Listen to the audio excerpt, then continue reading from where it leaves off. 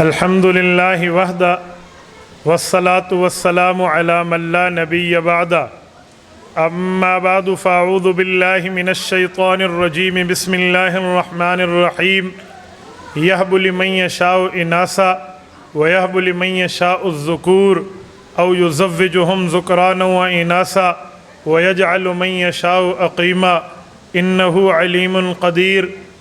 عن ابن عباس رضی اللہ تعالی عنہما قال ان النبی صلی اللہ علیہ وسلم اقّ عن الحسن رضی اللہ عنہ وعن الحسین رضی اللہ عنہ کبشا کبشا رواہ الامام الہمام الترمذی فی جامعہ۔ صدق اللہ العظیم وبلغنا رسولہ النبی الامی الکریم ونحن علی ذلک لمن الشاہدین والشاکرین والحمد للہ رب العالمین۔ معزز دوستو، آج ہم ایک مقدس اور مبارک ترتیب عقیقہ میں جمع ہیں۔ میں نے آپ کی خدمت میں سورۃ شورى آیت نمبر 50 کا ایک ٹکڑا پڑھا ہے اور گلدستہ احادیث میں حضرت عبداللہ ابن عباس رضی اللہ تعالیٰ عنہما کی روایت کردہ ایک حدیث پاک کو تلاوت کیا ہے۔ دعا فرمائیں اللہ پاک ہمیں اس آیت اور اس حدیث پاک کی روشنی میں مسئلہ بیان کرنے کی اور اس پہ عمل کرنے کی توفیق عطا فرمائے۔ اولاد کا مل جانا یہ اللہ کی نعمتوں میں بہت بڑی نعمت ہے۔ جو لوگ صاحب اولاد نہیں ہیں، آپ ان سے پوچھیں کہ بندے کے دل پر کیا گزر رہی ہوتی ہے۔ اولاد اللہ کی نعمتوں میں ایک نعمت ہے، یہ اللہ کا طرف سے مل گئی ہے تو اس پر اللہ کا شکر ادا کریں۔ اس اولاد کی نعمت ملنے پر رب العزت نے جو ہمیں شکرانے کی ترتیب بتائی ہے وہ عقیقہ ہے۔ عقیقہ سے پہلے وطیرہ نام سے ایک رسم چلی تھی۔ حدیث پاک میں آتا ہے جب رسول اللہ صلی اللہ علیہ وسلم دنیا میں مبعوث ہوئے تو اللہ کے رسول نے اس رسم کو ختم فرمایا۔ وہ رسم یہ تھی، کسی جانور کو ذبح کرتے، ذبح کر کے اس کے گوشت اور اس کے خون میں بچے کے جسم کو خون آلود کر دیتے۔ حضور پاک علیہ الصلوۃ والسلام دنیا میں تشریف لائے تو آقا نامدار صلی اللہ علیہ وآلہ وسلم نے ارشاد فرمایا کہ بچہ ملنا یا بچی ملنا یہ اللہ کی نعمتوں میں ایک نعمت ہے۔ یہ عجیب ترتیب ہے کہ بچہ ملے، خوشی میں اسے خون آلود کر دو جانور کا خون نکال کے، اور بچی ملے تو اسے زندہ درگور کر دو۔ کہا یہ اسلامی تعلیمات نہیں ہیں۔ اسلامی تعلیمات فرمایا میرے اللہ کی مرضی، یہب لمن یشاء اناثا، جسے چاہے اللہ بچی دے، ویہب لمن یشاء الذکور، جسے چاہے اللہ بچہ دے، ویہب لمن یشاء الذکور، بچہ دے، او یزوجہم ذکرانا واناثا، اور جسے چاہے اللہ دونوں ملا کے دے، ویجعل من یشاء عقیما، جسے چاہے رب بانجھ بنا دے، انہ علیم قدیر، یہ اللہ کی حکمت ہے، اللہ کی قدرت ہے، اللہ کے علم میں ہے کسے کیا دینا ہے، کسے کیا نہیں دینا، کس سے کیا لینا ہے۔ حدیث پاک میں ہے رسول اللہ صلی اللہ علیہ وآلہ وسلم بچوں کی پیدائش پر عقیقے کا حکم فرمایا کرتے تھے۔ جب حضرت فاطمۃ الزہرا رضی اللہ عنہا حضور پاک علیہ السلام کی چوتھی اور چہیتی بیٹی کے ہاں حضرت حسن اور حضرت حسین رضی اللہ عنہما کی پیدائش ہوئی تو اللہ کے رسول صلی اللہ علیہ وسلم نے ان کے لیے بھی بکریوں کو ذبح فرمایا۔ حدیث پاک میں ہے حضرت عبداللہ ابن عباس فرماتے ہیں اللہ کے رسول نے عقیقہ فرمایا، حضرت حسن اور حسین کا دو دو بکریاں ان کے لیے ذبح فرمائی ہیں۔ عقیقے کا مطلب کیا ہے؟ عقیقہ عقن سے نکلا ہے۔ عربی میں عقن کا مطلب ہوتا ہے کاٹ کر جدا کر دینا۔ اس کا ایک مطلب تو یہ ہے کہ بکرے کی گردن کو بکرے سے جدا کیا، اللہ کے لیے قربان کیا۔ ایک مطلب اور بھی ہے، وہ کیا ہے؟ وہ حدیث پاک سے ماخوذ ہے، طبرانی کے اندر روایت موجود ہے، اللہ کے رسول صلی اللہ علیہ وسلم کا فرمان عالی شان ہے۔ فرمایا کوئی بچہ پیدا ہوتا ہے تو اس پر مصیبتیں اور بلائیں ہوتی ہیں اور ان کی تعداد 360 ہوتی ہے۔ ہر بلا جسم کے ایک جوڑ پر بیٹھی ہوتی ہے تا وقت کہ عقیقہ نہ کر دیا جائے۔ فرمایا جب عقیقہ کیا جاتا ہے تو دعا پڑھی جاتی ہے، اللہ اس کو قبول فرما لے، لحمہا بلحمہ شعرہا بشعرہ جلدہا بجلدہ عظمہا بعظمہ، اے اللہ یہ ہم جانور کے بال دے کر اس کے بالوں کا عقیقہ کر رہے ہیں، اس کی ہڈیاں دے کر اس کی ہڈیوں کو چھڑا رہے ہیں، اس کی جلد اور گوشت کی وجہ سے اس کی جلد اور گوشت سے بلائیں ہٹا دے۔ فرمایا جب عقیقہ ہو جاتا ہے تو بلائیں کٹ کے دور ہو جاتی ہیں۔ تو اکن کا مطلب کاٹ کے دور کر دینا۔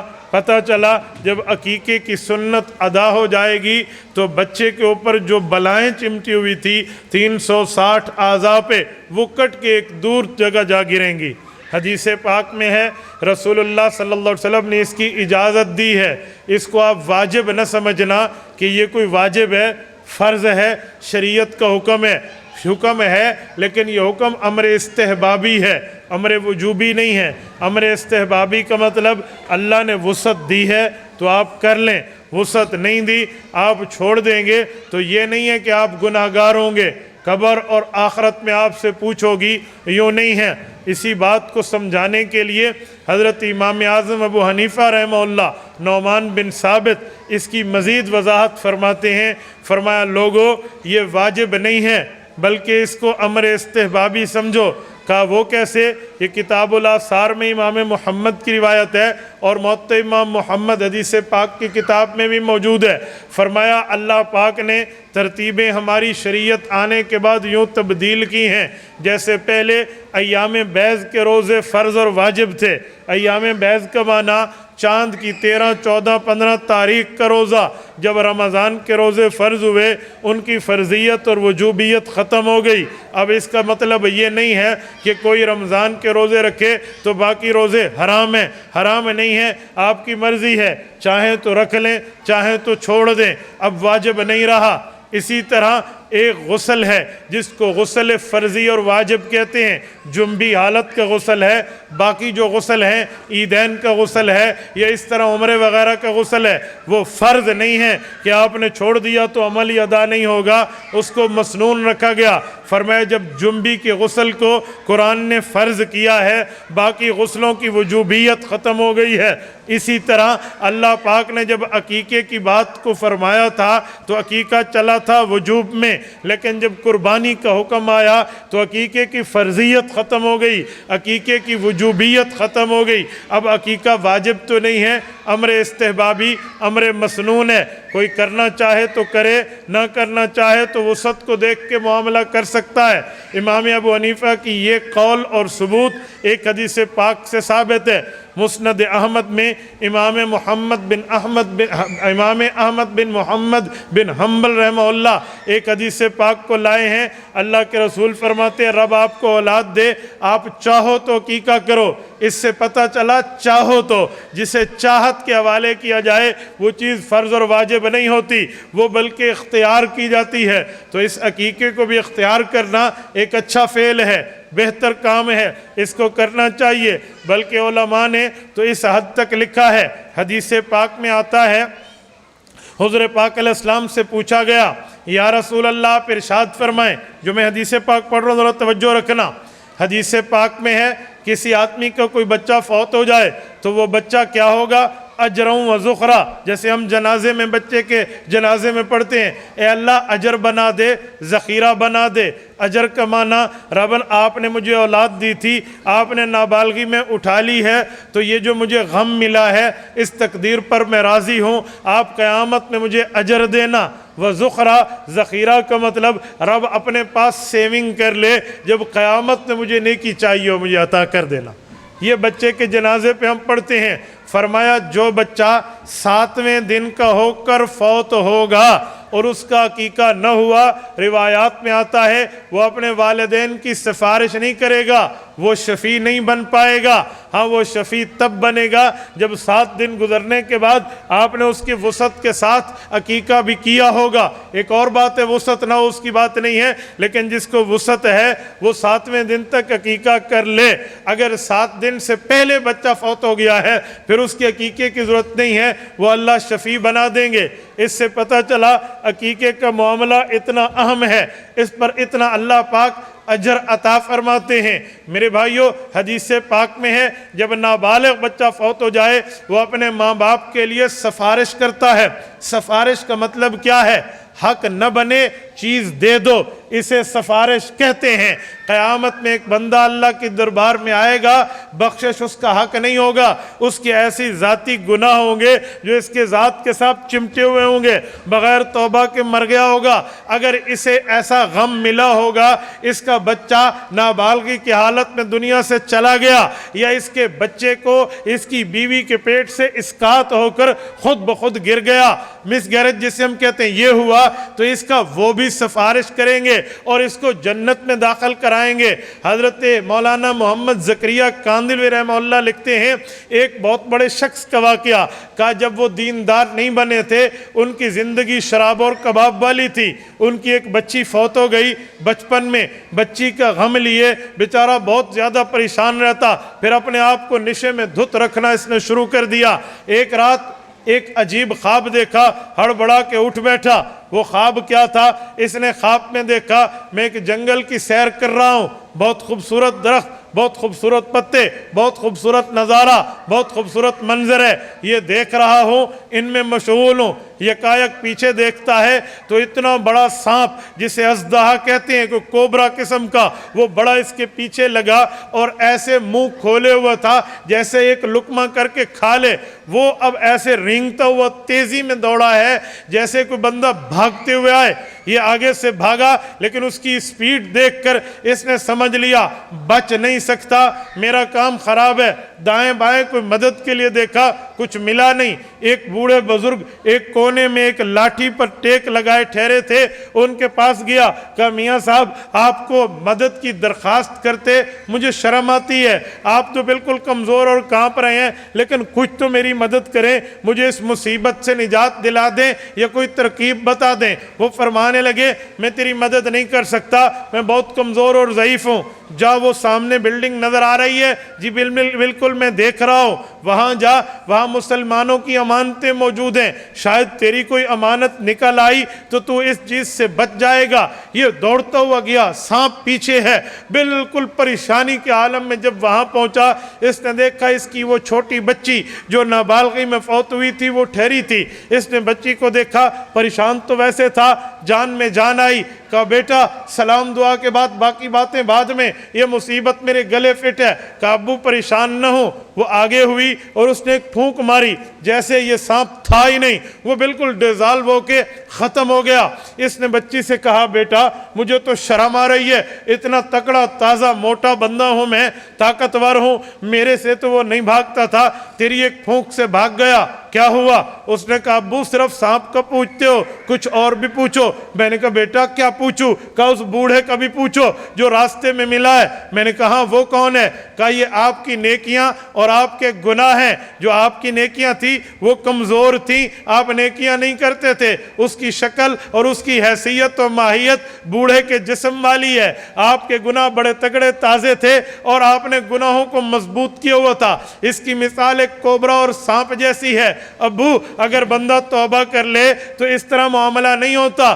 آپ یہاں بیٹھے ہیں، کچھ اپنے بارے میں سوچیں، اپنا فیوچر پلان طے کریں کہ رب کو راضی کرنا ہے یا شیطان کو راضی کرنا ہے۔ یہ بات کر کے منظر ختم ہوا، یہ ڈر کے مارے اٹھ کے بیٹھا، ماتھے پہ پسینہ اور اپنے جسم سے پسینے میں شرار بور۔ اس بندے نے توبہ کی اور وہ سچی توبہ کی، دنیا اسے امام الزاہدین امام مالک بن دینار کے نام سے یاد کرتی ہے، رحمت اللہ۔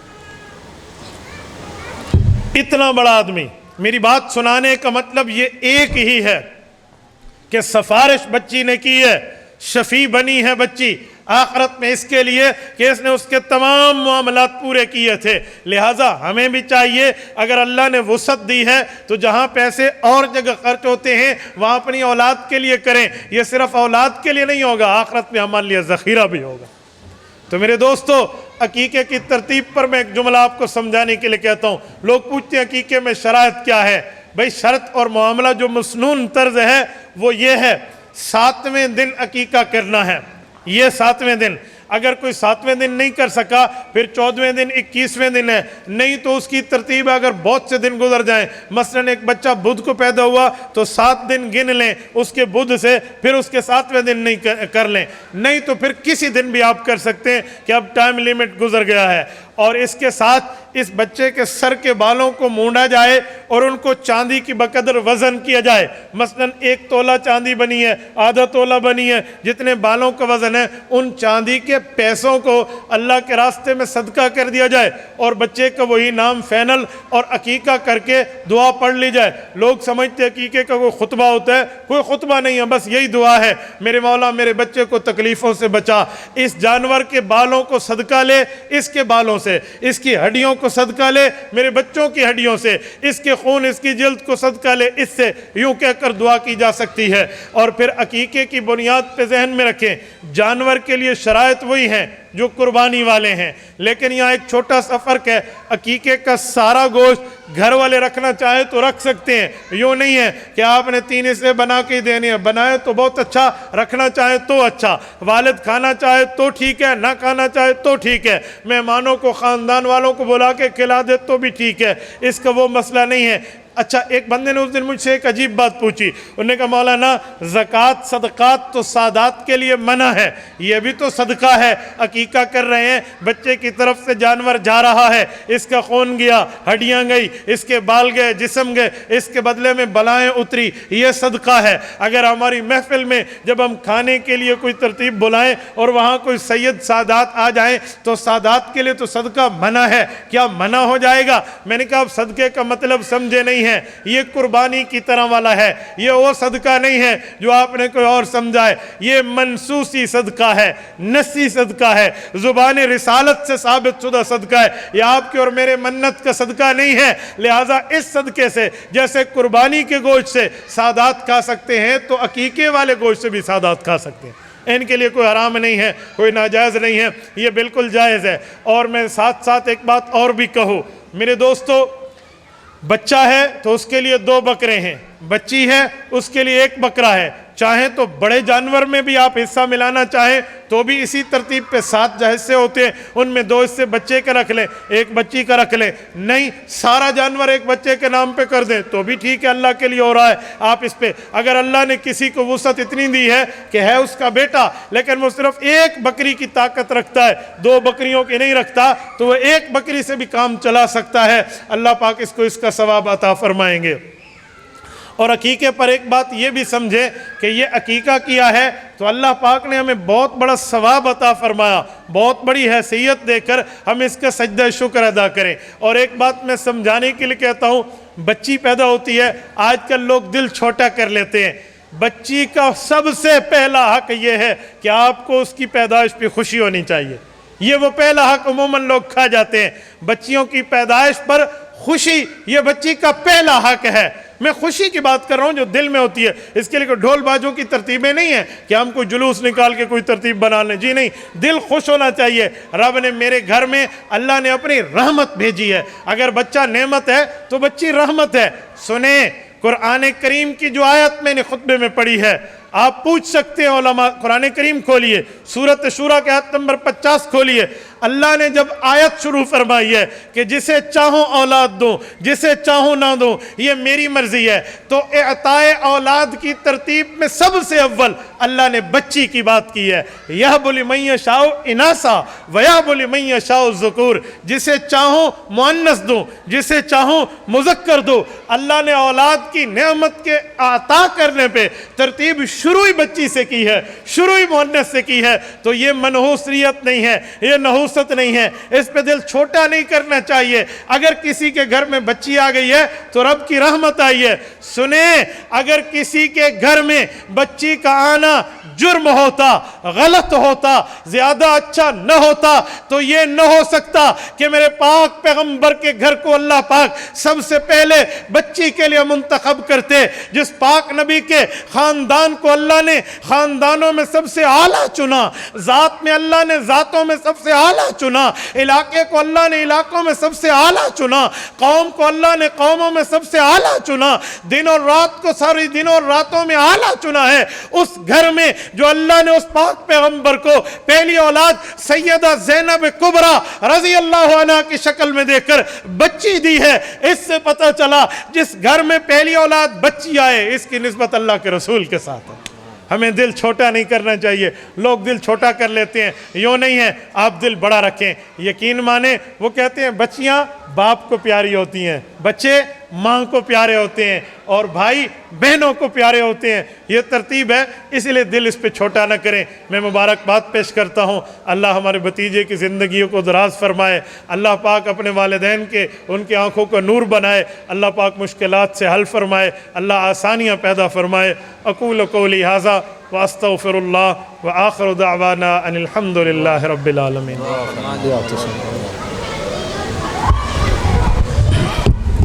الحمد للہ رب العالمین والعاقبۃ للمتقین والصلاة والسلام علی سید الرسل وخاتم الانبیاء والمرسلین. اللہم صلی علی سیدنا محمد وعلی آل سیدنا محمد وبارک وسلم علیہ. ربنا ظلمنا انفسنا وإن لم تغفر لنا وترحمنا لنکونن من الخاسرین. ربنا آتنا فی الدنیا حسنہ وفی الآخرۃ حسنہ وقنا عذاب النار. اللہم احسن عاقبتنا فی الامور کلہا واجرنا من خزی الدنیا وعذاب الآخرہ. یا اللہ ہم پہ رحم فرما, کرم فرما, ہماری مشکلات کو آسانیوں میں مبدل فرما. یا اللہ ہر قسم کی روحانی جسمانی بیماریوں کو دور فرما. یا اللہ ہماری اولادوں کو نیک اور صالح بنا. یا اللہ دین پہ چلنے والا بنا. یا اللہ ہر قسم کی آفات اور بلیات سے ہماری حفاظت فرما. یا ارحم الراحمین جو بیمار ہیں ان کو شفاء کاملہ عاجلہ مستمرہ نصیب فرما. یا اللہ ہر قسم کی تکلیفوں سے بچا. یا اللہ تمام حاضرین کی جائز حاجات کو پورا فرما. ہمارا خاتمہ ایمان پہ فرما. ربنا تقبل منا انک انت السمیع العلیم وتب علینا یا مولانا انک انت التواب الرحیم. وصلی اللہ تعالی علی خیر خلقہ محمد وعلی آلہ واصحابہ اجمعین برحمتک یا ارحم الراحمین.